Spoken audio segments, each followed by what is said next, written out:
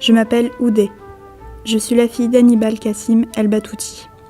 Mon père a créé la Beit El Dao, une invention consistant à capturer et figer le visage d'une personne sur un linge mouillé d'un composé chimique. Ce procédé attira sur notre famille les foudres des autorités religieuses de Bagdad. Une nuit, tout bascula. Ma mère fut assassinée, les recherches de mon père détruites. Il fallut fuir. Suite à cette nuit tragique, Frédéric II, surnommé Stupor Mundi, nous accueillit dans sa forteresse de Castel del Monte. La bibliothèque de la forteresse contenait le traité d'optique d'Al-Hazen, nécessaire à la réussite des expériences scientifiques de mon père.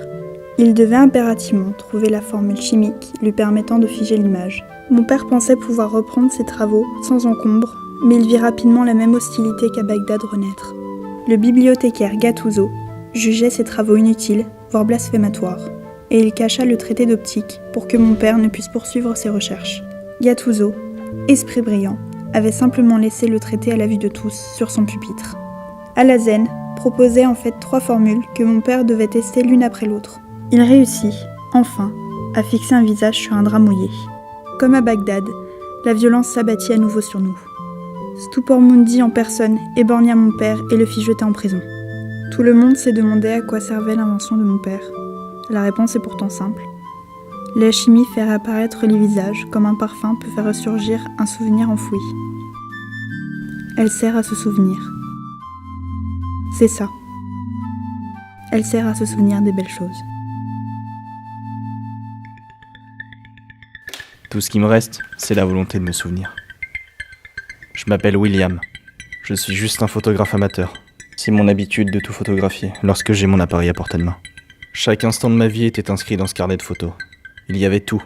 Des photos d'avant ma naissance à aujourd'hui. Des gens aussi. Ma mère, mon frère, Laurent et toute la bande. Soledad, Léa Kavicek, Milan Franek. Laurent dans sa chemise hawaïenne, ado fasciné par Tony Montana, déjà en train de glisser.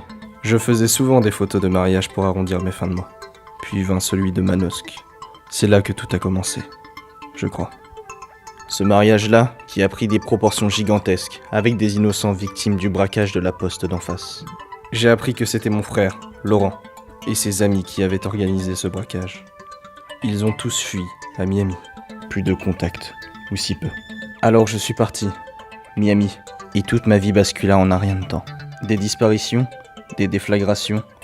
Mon frère était là, je le savais. Il fallait que je le retrouve. Je progressais difficilement dans mes recherches. J'ai commencé par l'ex-femme de Laurent, qui m'a conduit vers Léa, l'amie de mon frère devenu DJ, marié maintenant à Benicio Isaias, un homme très riche, proche de la mafia cubaine de Miami. J'appris alors que Soledad était mort avec sa petite amie haïtienne, Pearline.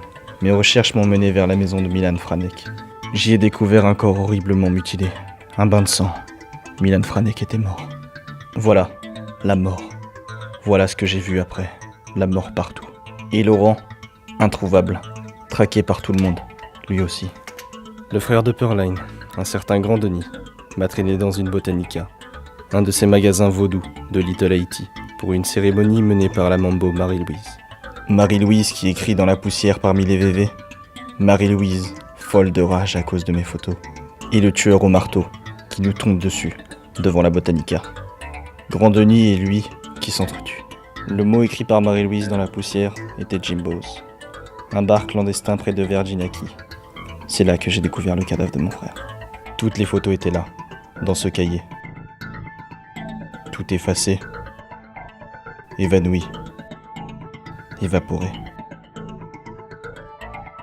Dans le grand vent vaudou. La colère de Marie-Louise. Tout ce qui me reste à présent, c'est le souvenir.